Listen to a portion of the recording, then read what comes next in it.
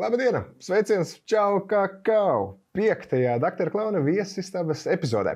Līdz šim brīdim mēs esam paspējuši parunāt gan ar pašiem doktoriem klauniem, gan ar medpersonālu, gan ar psihologiem, gan arī, protams, ka šīs biedrības izveidotāji. Bet ir tā reize, kad parunāsim ar vecākiem, ar cilvēkiem, kas ir turpat palātā brīdī, kad tie sarkanie deguni tur iesprādzas. Un šajā reizē man liels prieks viesos uz dīvāniņiem sagaidīt TV3 personību, 3 meitu mammu. Šīs kampaņas palīdz doktoriem klaunam būt tur, kur viņu gaida vēstnesi Rūta Dvinsku. Čau. Čau, kakao. Čau, kakao. Čau, kakao. Kā arī 3 dēlu mammu, aktīvu ceļotāju un dabas baudītāju Lindu Ziediņēli. Labdien. Čau, kakao. Dāmas, noteikti, ka tā runāšana par pieredzi saistībā ar slimnīcām nav tā lieta, ko parasti gribās uzurdīt un tirdīt laukā no atmiņu putekļiem. Es ļoti ceru, ka pieredze sadarbībā ar doktoriem klauniem ir tā lieta, par ko mēs varam parunāt. Jums noteikti, kā jebkuram citam vecākam, joki tajā brīdī, kad bērns ir nonācis tajos apstākļos, pēcnēcis uz jokiem, bet tad tur pēkšņi parādās tas sarkanais deguns. Jūs varat pastāstīt, atsaukt atmiņā to pirmo reizi? Kādas emocijas tas raisīja jūsos? Jūs zinājāt pirms tam par to, kas tas tāds vispār ir, vai tas bija absolūts jaunums? Un, jā, jūsu skatu. Mans gājiens. Zināju, ka ir tādi doktori klauni kaut kur, iespējams, slimnīcā varam satikt, bet līdz tam vienam liktenīgiem notikumam nekad nebija iespēja satikt, saprast, kas tas tāds ir. Un tad bija šis viens negaidītais dzīves pavērsiens, kad mēs ar dēliem bijām Dānijā ceļojumā, pilnīgi bez jebkādām priekšnojautām. Atpūtāmies un pēdējā ceļojuma dienā vienkārši sākas nenormāls sāpes un nav izskaidrojums no kā, un bērns nevar vairs pakustēties. Un mēs tiekam hospitalizēti kopā, un tad ir virkne dienas šajā slimnīcā, kad 3. dienā, kad jau mazliet šī neziņa sāk kliedēties un ka mēs saprotam, ka tiek meklēts risinājumu atbildes, kāpēc, kas ir noticis, aiz durvīm parādās, kad kāja, roka, tad veras vaļā durvis, tad mazliet minstināšanās un nav sarkanais deguns. Jā, mūsu pirmā tikšanās ar klaunu nav sarkanais deguns, bet ir krāsaini mati, krāsainas drēbes un tāda pietāte. Lēnām ierodas šis klauns palātā un uzreiz ir šis tāds pārliecība, ka mēs esam drošās rokās. Un ir saruna, mīmika ar šo bērnu, un ir šis kontakts. Un man uzreiz galvā pirmā doma, tas klauns ir ienācis, mēs esam pilnīgi svešā valstī, mēs nezinām ne valodu, neko. Kāda vispār būs komunikācija ar šo bērnu, ja? Tur nav vajadzīga valoda. Un tu saki, ka tas uzreiz radīja pārliecību. Jā, jo iespējams tas atkarīgs varbūt no paša bērna, bet mūsu gadījumā, tas veids, kā šis klauns parādās, ienāk iekšā, miers, tāds klusums, un tāpat laikā ienāk manuprāt, tā pirmā reize bija, ka viņš pūta no tās durvju spraugas burbuļus, ja, un tad kaut ko tur pavicina un parāda un visu. Bērns uzreiz nolika tur savus Lego klucīšus maliņā un visu, wow, kas tad ir? Kas tad jādara? Wow, ar mani nāk spēlēties, ja. Labi, tu jau paspēji izmest āķus vienu no vēl tikai gaidāmajiem jautājumiem par šo te pieredzi ar doktoriem klauniem ārpus Latvijas valsts robežām un tepat vietējā mērogā.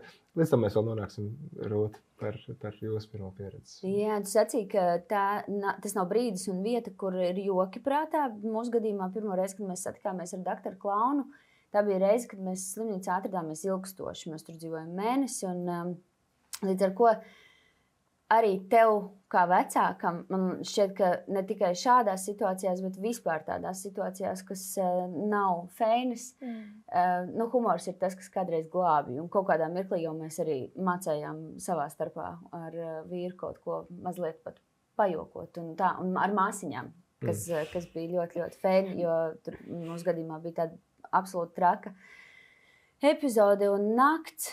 Un tad māsiņas prasīja, vai man atnest tēju tādu stipru ar cukuru. Un es teicu, vai vodkas nav. Un viņas sacīja, ka viņas nestu, ja būtu pilnīgi droši, bet ir tikai medicīniskais spirts.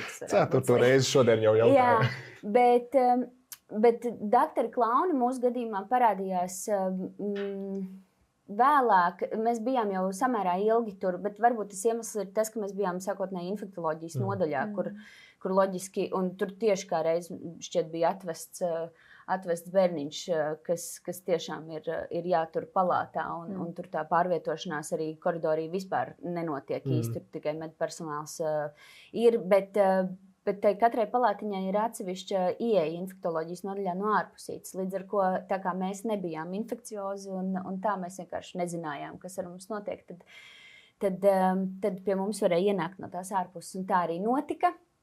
Un tā pirmā sajūta man laikam bija tāda, es raudāju, tās bija tādas tā kā prieka un aizkustinājuma asaras, un līdzīgi bija pie mums bija arī spēļu psihologs, jo mums gadījumā bērnam tur nācās tik ilgstoši uzturoties slimnīcā, tev jāmaina katetrs ir reizi 3 dienās, un tad reiķini, cik tas reižu notiek, jānoņem analīzes vispārējais, un manai vecākajai metē tas ir tiešām tās bailes ir tādas paniskas no tā visu, un līdz ar ko tas pārdzīvojums ir milzīgs, un jau pirmā reize, kad ienāca spēļu psihologs, kas izspēlē to situāciju, lai radītu bērnam pēc iespējas mazāku traumu no tā notiekošā, es tajā brīdī bimbāju vienkārši pat tā kā tāds mazs bērns, jo mūsu paudzē nav šīs pieredzes. Nedz ar doktoriem klauniem, ne ar kādu šāda veida atbalstu. Un tā man rāva, piemēram, adenoīdus, pirmkārt bez narkozes, otrkārt piesienot pie krēsla vienkārši. Un neviens man tur nākamā dienā nepaprasīja, kā tu bērniņ par šo jūties. Kakliņš sadzīs, dodies mājās. Tad šodien, tas viss, es atceros, ka es rakstīju tētim pēc tās doktora klauna vizītes manam tēvam, kurš arī ir medicīna saistīts visu mūžu bijis. Es viņam rakstīju ziņu, ka tēti, tā ir tā kā Eiropā. Ka tas ir tā kā pie mums ir tāpat, un tā sajūta kaut kādā ziņā ir, kā Linda saka, tev ir tāds miers un pārliecība, ka viss ir kārtībā, tas ir viens un otrs, tas, ka tu zini, ka tiešām viss notiek pēc tiem kanoniem, kādi ir paredzēti, un notiek tur arī rietumos, ka mēs neesam vairs kaut kas, es nezinu, tas varbūt ir tāds mazāk nozīmīgs psiholoģiski faktors, bet arī dzen. Ja, ka mēs esam pieraduši, ka kaut kur mēs iepaliekam kaut kādās lietās, tad es, piemēram, runājot par mūsu bērnu slimnīcu, varu sacīt, ka varbūt lielajās slimnīcās tiešām kaut kas nav kārtībā. Tur viss ir kārtībā. Tur viss notiek tik kārtībā, cik vien var, un tostarp arī ar šo doktoru klaunu kustību, kas ir milzīgs atbalsts ne tikai bērniem, bet arī vecākiem. Par to mēs droši vien arī parunāsim. Protams. Ko tas nozīmē mazam cilvēkam, tā ir viena lieta, bet vecākam arī viss šī, tieši tā, kā Linda sacīja, tā drošība, tā pārliecība. Vecākiem mēdz iespiesties, iegravēties šķietami sīkumi atmiņās, jo sevišķi, ja tie saistīti ar tiem sīkumiem, kas nolasām bērnu acīs. Te tika nomesti Lego klucīši pie malas. Kas bija tevai meitai? Griet bija mazliet tāda satraukusies sākumā. Tu nesaproti, bet kas ir forši, ka doktori klauni nāk iekšā palātā ne ar tādu skaļu ļembastu. Viņi nāk tiešām, kā stāstīja, ļoti klusi un mierīgi. Un tas ļauj tam bērnam nevis sabīties, bet tieši ar tādu pietāts iesākumā varbūt pavērot, kas notiks.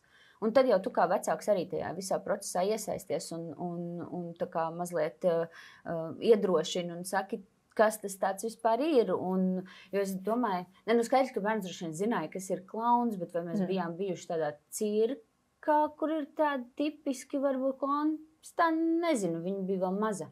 5 gadi. Līdz ar ko es nezinu, vai viņi vispār bija tā dzīvē satikusies tā ar tādu klaunu, kas tur taisa visādus hokus, pokus un tā. Tā kā ļoti iespējams vispār tā bija tāda pirmā tikšanās ar klaunu kā tādu. Un sākotnēji tā ir tāda, mums gadījumā tā bija tāda pietāta. Arī mēs satikāmies ar doktoriem klauniem arī Cēsu slimnīcā ar manu vidējo meitu.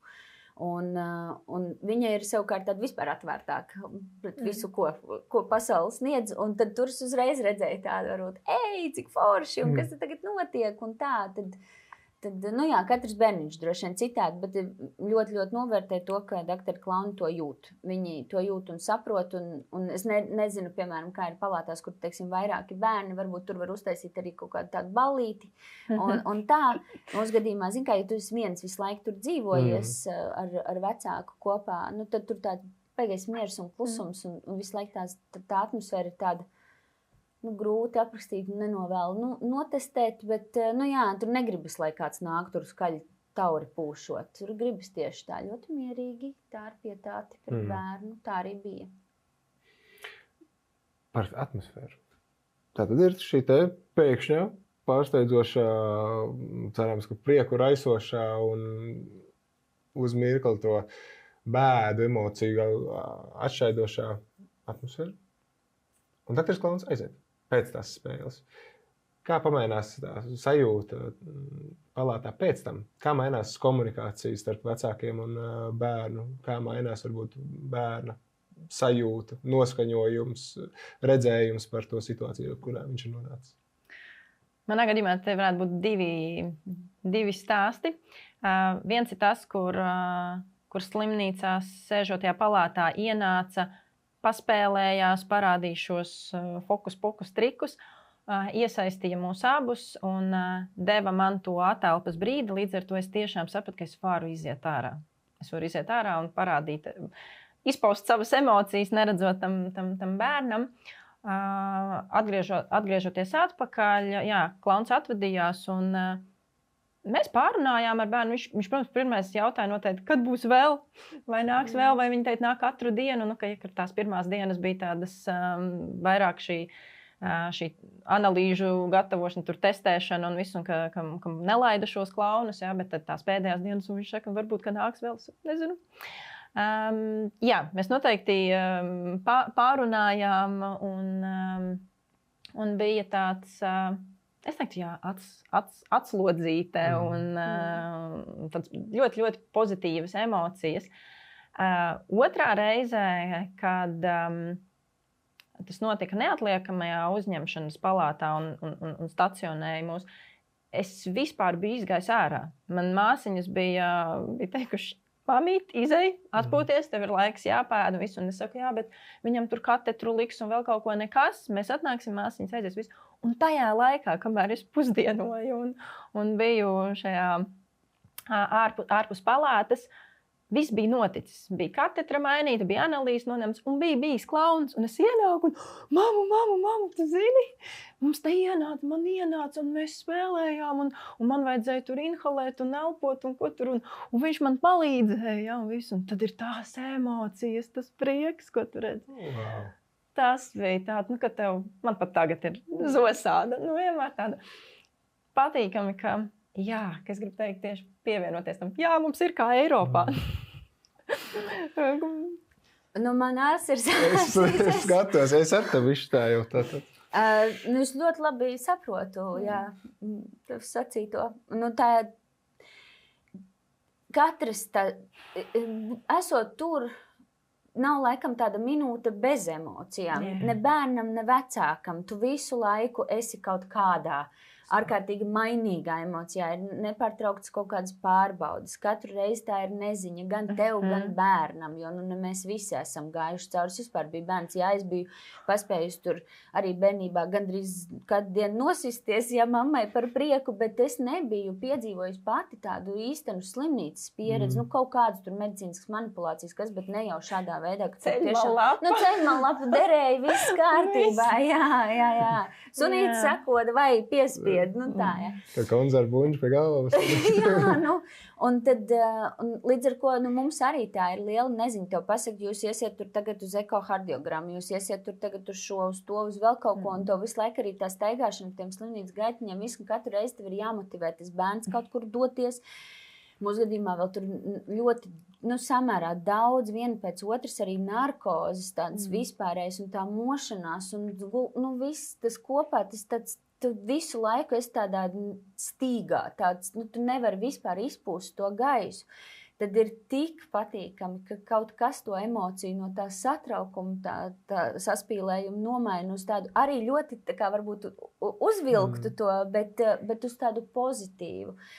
To sajūtu, un tas ir nenovērtējami.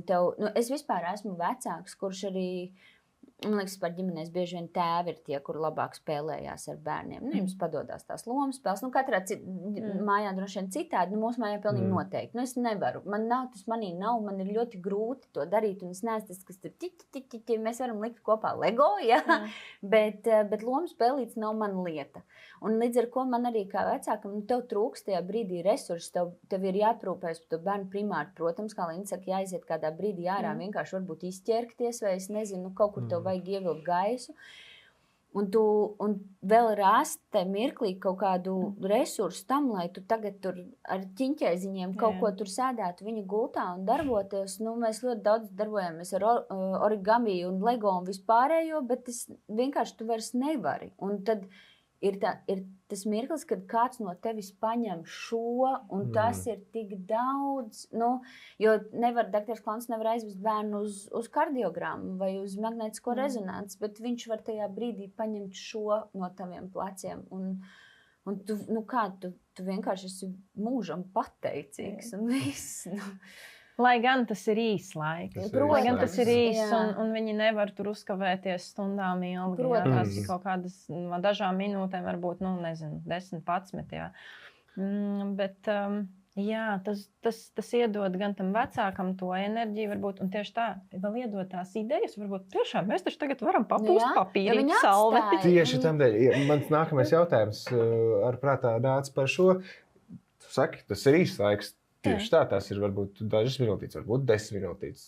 Aktieru Klauna maiņa, cik tā tur bija? Pusotru, 2 stundas laikam. Viņš, tā kā Ziemassvētku vecītim ir jāpaspēj pie visiem bērniem. Vai, pēc iespējas vairāk. Vai ir tā, ka tik tiešām var iztēloties tās stereotipiskās lietas, ko vecāki tajā brīdī dara? Paglaudi galvu, viņi saka, būs labi, kur vēl tikai šī špricīta, un tad tev nesāpēs, vai mums vajag izdarīt to, un pēc pāris dieniņām mēs tiksim mājās skaidrs, ka šīs ir tās frāzes, šīs ir tās rīcības, darbības, kas pat neapzināti nāk laukā, ko tu citu pateiksi. Tad nāk tas doktors Klauns ar šīm spēlēm, ar šīm idejām, kas, starp citu, ir tīri forši aprakstīts arī doktora Klauna grāmatiņā. Vai ir tā, ka sanāk gūt kādu iedvesmu, citu redzējumu, kā mēs par šīm pašām lietām, jau tad, kad doktors Klauns aiziet, varam turpināt runāt, attiekties, skaidrot un piepildīt to laiku, kamēr mums nākas būt šeit neizbēgami? Noteikti. Es saku, manuprāt, mēs uzreiz sapratām, ka mums te rekur ir tik daudz salvetes, mēs varam plūkt tur driskās viņas, un pūst, un taisīt sniedziņu, un puķītes un kaut ko. Un tad rekur, Klauns bija arī uzlocījis no to papīra lidmašīnu. Es domāju, kāpēc mēs par to neiedomājamies? Tāpēc, ka tu visu laiku fokusējies, bērns būs labi. Un kad mēs tiksim mājās? Es saku, es nezinu, bet drīz es arī gribu tikt mājās. Ja? Un tu visu laiku tikai runā. Ja? Un patiesībā atnāk tas Klauns bez sarunas, bez vārdiem, ja? Un ir tikai tiešām tās spēles, rotaļas un mīmika, ja? Un viņš tur visu laiku vēl kaut ko no tās savas burvju tašas vai somas. Līdz ar to tās bija noteikti idejas tām nākamajām dienām, ko mēs varējām darīt ar tiem materiāliem, kas mums tur bija uz vietas, vai arī es aizskrēju kaut ko varbūt vēl sagādāju. Ja? Jā, pilnīgi noteikti. Jā, viņi atstāja arī kaut kādus tur tās lietas. Es neatceros, vai tas palika no Klauniem vai no tā spēļu psihologi mums palika viss, lai ieliktu mīkstajai mantiņai to katetru. Bez adatiņas, protams, tur tā, bet tas taurenīts un tas, ko uzliek pa virsu, tas tīkliņš, sietiņš un viss tā, un špricīti mazā un viss, un tad tev ierāda vienkārši to spēli, un bērnam uz kādu brīdi tas ir ārkārtīgi interesanti, un tā jūs tur darbojaties. Jā. Noteikti tas tiešām atšķirās no tā bērna un no tās problēmas, vai tās sāpes un tās saslimšanas, jo ja bērnam jāmaina katetra un bieži tās pārbaudas, tad viņiem ir atkal tie izaicinājumi ar vecākiem, visu laiku sagatavoties un gaidīt visu laiku kaut kādas pārbaudas, nezināmais, durvis drīz atvērsies un būs atkal kaut kur jāiet vai kāds nāks. Tad mūsu gadījumā no sākuma bija tā fāze, kad bija daudz izmeklējumu arī un neziņas, bet pēc tam atkal bija tas, ka jau tā gaidīšana, jau sākās tā nīkšana. Tā slimnīcas tās 4 sienās, jo tu saproti, ka viss ir izdarīts, un doktori saka, mēs tagad tikai gaidām. Mēs tikai tad vērosim vairākas dienas, vai paliks labāk vai nē, vai zāles iedarbojas. Un tajā brīdī, tieši tā, tur ir emocijas gan vecākam, gan bērnam, un tad tas klauns tiešām ļoti, ļoti palīdz. Klausos. Man jau ir, diemžēl, paspējis būt viena pieredze bērnu slimnīcā. Tā bija nedēļa. Es saprotu, nesalīdzinām ar to, kam jūs esat gājuši cauri, bet ka tu saki, tā vienkārši tā gaidīšana. Man šķiet, ka vecāku nekas nedzina tādā izmisumā kā neziņa. Visās jomās, un ja tas ir par bērnu veselību, tad vēl jo vairāk. Un ja vēl tās tavs pirmās tādas pieredzes, kā vēl pirmais bērns vispār, tāpēc nevajag salīdzināt. Tas nav par salīdzināšanu, tur vai cik garīgi kurš bijis, vai kas tur trakāks noticis, ne par to. Tad tā vecāka emocija un ar pirmo bērniņu viss ir nezināmas. Un arī tā pirmā pieredze slimnīcā ir absolūta neziņa.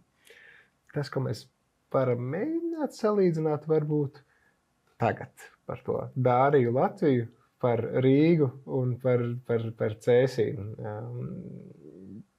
Diemžēl jums ir bijusi šāda nepieciešamība pagaršot gan vienu, gan otru pieredzi. Kā atšķirs gan varbūt, kad aktiera klauna izturēšanās? Šeit vispār ir gadījums, kur var runāt par aktiera klaunu. Ārzemniekiem, tiem, kas ārzemēs, tiem, ko mēs gribējām. Tur un šeit, un savukārt varbūt lielākā Rīgas slimnīcā. Mazākā, varbūt, kas stereotipiski klusākā, bet varbūt, kad ne obligāti klusākā. Klusākā, protams, kaut vai izmēra dēļ. Kā tur, medpersonāls uzņem, kā tie paši bērni gaida, negaida, vairāk, mazāk, vai varbūt Dānijā tas ir iegājies, šķiet, ka ilgākā laika termiņā jau viņi ir labāk iepazinuši šo te kustības darbu.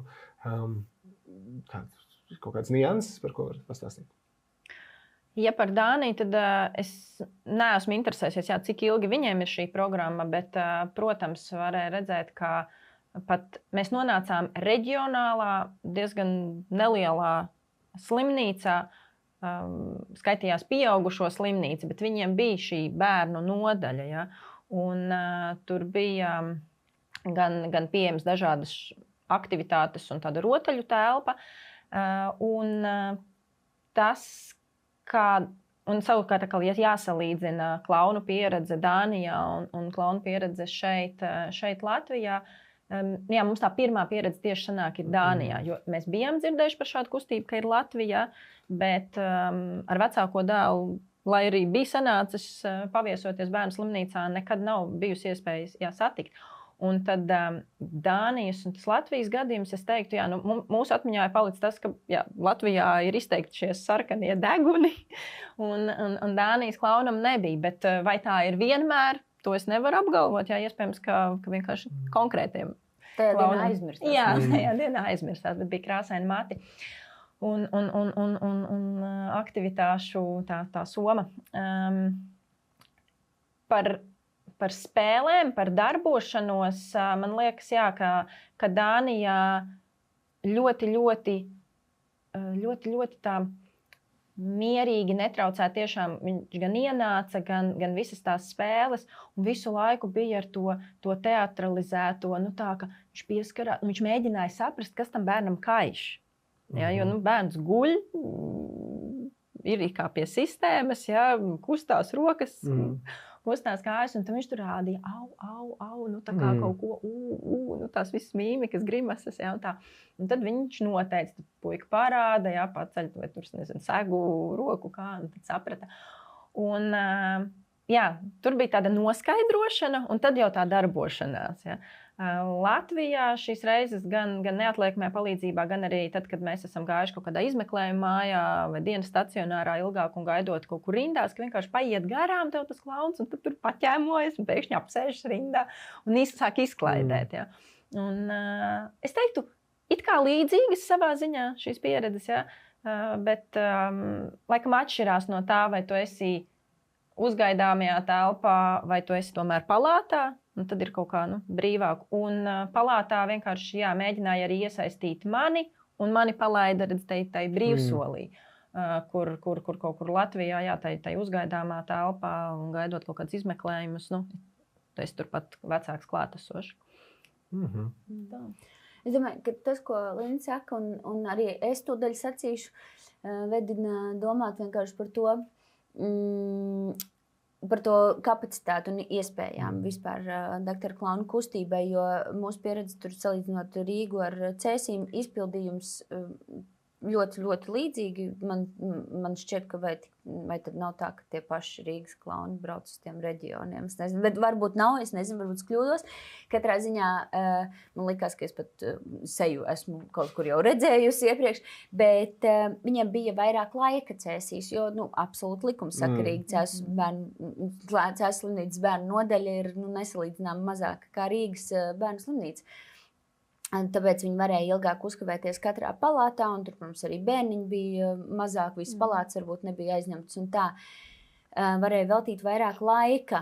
Un arī, kā tu saki, arī Dānijā varbūt viņam bija vairāk laika, jo tur ir mazāka varbūt tā slimnīca, viņš tur jau ir reģionā, un tā, kas man vienkārši, ko man gribas ar to sacīt, ka mūsu visu iespējas ir atbalstīt, lai kustība var augt, un lai mēs nesatiekam doktorus klaunus tikai garām ejot gaitenī un paķēmojoties, bet lai viņu ir tik daudz un lai viņu resursi ir tik pietiekami, lai viņi varētu katrā tai palātiņā arī būt pēc iespējas ilgāk un pēc iespējas vairāk. Un tas būs viss atkarīgs no mūsu atbalsta doktoram klaunam, no tā, cik mēs būsim vēlīgi atbalstīt. Tāviši.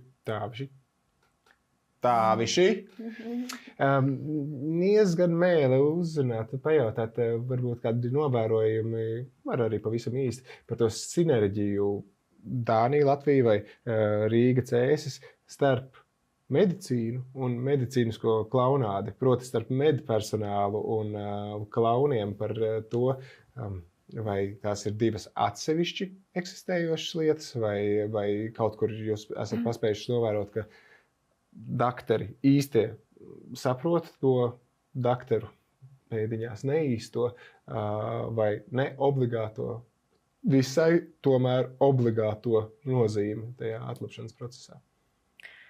Es uzskatu, ka klauns pirms ienākšanas tai palātā, viņi tomēr sazinās. Varbūt, ka tas tikai mans pieņēmums, bet es saprotu, ka viņš ieiet tai māsu istabā un saprot, pie kura var iet, pie kura nē. Un līdz ar to tur jau ir tā sadarbība. Un tad arī nākamais, ja viņam pasaka, tās tur bez ierobežojumiem var iet, ka viņam ir mazliet, jāzina, kas tur sagaida. Un, ja jautājums ir par to, kā medpersonāls uztver šos klaunus, tad es ļoti ceru, ka tā tas ir, ka tas ir no ārstu, no medpersonāla tā skatu punkta, ka tas klauns ir tas palīgs, tas ir tas vēl viens māsiņa vai māsiņš, kas palīdz tā ikdienas darbā. Jā. ar medpersonālu mēs ar citu paspējām pat uz šiem divāniņiem parunāt. Tā kā, ja vēl nav sanācis redzēt, vienā no iepriekšējām Dr. Klauna viesistabas epizodēm mums paspēja ieskicēt, ka tur vērts būt ar gadījumu, kad ir vecākas raudzes medpersonāls un tad jaunie. Bet tas ir neizbēgami. Tas būs visos stāstos, ne tikai par Dr. Klaunu, par jebko. Neredzēju vispār nekādu interakciju starp Dr. Klaunu un medpersonālu Rīgā esot. Tādēļ, ka mēs bijām tajā savā infektoloģijas nodaļas istabiņā, kas, starp citu, ir ļoti, es teiktu, ka labāk par dažu Rīgas viesnīcu numuriņiem. Bet, tur kafijas, tur viss notiek. Bet Cēsīs, es domāju, ka es nezinu, arī es nenovēroju katrā ziņā kaut kādas tādas nievas vai kaut ko tam līdzīgu. Es pieļauju, ka tas, ko tu sāki, Emīl, līdzīgi kā arī mums, nezinu, visi medmāsiņas, visi medbrāļi, kas nāca mūsu palātā, piemēram, nomainīt to katedru vai noņemt analīzi vai vēl kaut ko, bija jau ar šīs dienas tādu domu par bērna psiholoģiju, par to, kā bērns pasauli uztver, kā ar vecākiem runāt vispārējais. Viss tiešām, tā kā izcili gāja kā pa ūsiņu. Un tad bija tā viena, kā tu saki, vecāka gadu gājuma, varbūt citādāk domājoša, negribu tur vispār nekādu eģismu nodarboties, bet, ļoti iespējams, ka tipiski tas piemīt cilvēkiem gados vairāk. Viņa pateica, ko tādu tam bērnam, te panikas situācijā, tur mainot to katedru, un kad es cenšos viņu tur ko nomierināt, viņa pateica, ja tu šitā bļaus, tad mamma ies prom. Un man liekas, ka tas ir tā kā, man tajā brīdī uzsprāga. Viss, kas var uzsprāgt tam bērnam, protams, vispārējais. Bet tas ir viens tāds gadījums mēneša laikā. Tur viss tas process beidzās. Es izgāju gaitnīs, pateicu visu, ko es domāju. Un es ļoti ceru, ka tas vedina viņu domāt, varbūt nākamreiz paturēt mēlē aiz zobiem. Bet tieši tāpat būs arī droši vien tajā saskarē ar Dr. Klaunu. Kāds būs ļoti priecīgs un sapratīs, kāpēc tā, un kāda būs varbūt tā, kas papurpinās un domās, ka, nezinu, man šķiet, jo tavi pienākumi varbūt ir nē, labi, es neteiktu. Vienmēr sakot, jo tu dari vienkāršākas lietas, jo tu esi lielāks boss. Es to tā novēroju slimnīcā. Un tad ir jautājums. Jo sanitāriem bija viedoklis, kā vajag rīkoties vispār. Neviens neprasīja, bet bija. Un tad ir ārsti, kuri absolūti brīnišķīgi uzņem visu. Un tad ir klauns, un tu saproti tagad, kā tad ir tā gradācija. Jā, kurš tur virs kura? Personāls. Nē, sanitārs tās ir. Es tomēr gribētu teikt, tās ir tās, kas kurē. Mēs ar tādu hierarhijas kārtošanu sākam nedarboties. Cilvēki vēl, kuriem mēdz būt viedoklis, tie, kas nenonāk saskarsmē ar doktoriem Klauniem un ļoti novēlam arī nenonākt šādā veidā, šādā kontekstā saskarē ar doktoriem Klauniem. Bet tas viedoklis varbūt prevalē, ka tie jau tādi animatori, varbūt gaitnī ies garām, tur kaut ko mēģinās sasmidināt, kaut kādu muļķību izdarīt. No jūsu pieredzes, kā jūs definēt, kas patiesībā ir šīs profesijas pamatā un kāda ir tās misija?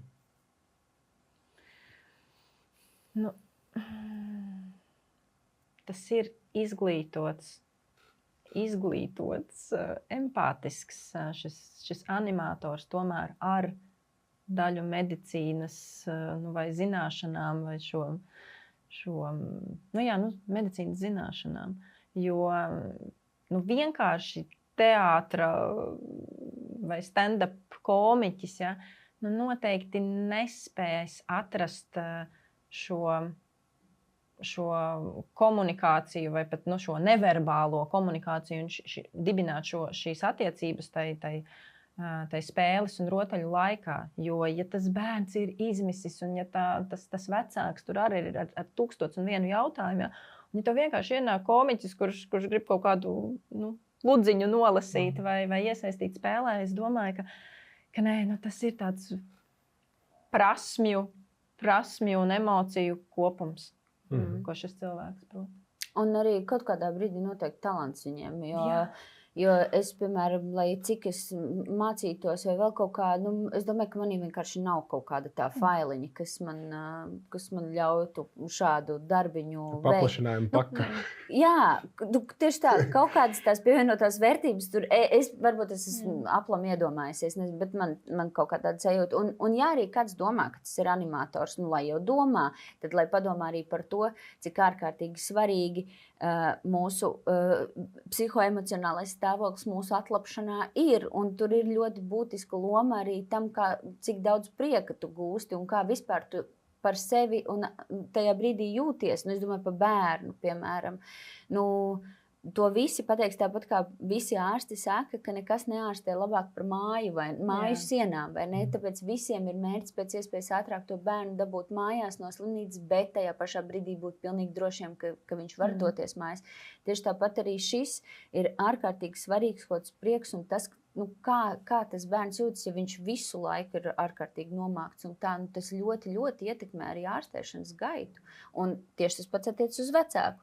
Cik nomākts ir vecāks tam bērnam blakus sēžot, tas bērniņš, to taču es domāju, ka to jau var skrāpēt uz visām sienām. Visi zina, ka bērni ir mūsu spogulis. Tā tas ir. Un ja tas klauns var tev likt savā spoguļa attēlā ieskatīties priecīgākam un smaidīgākam, tā jau ir uzvara.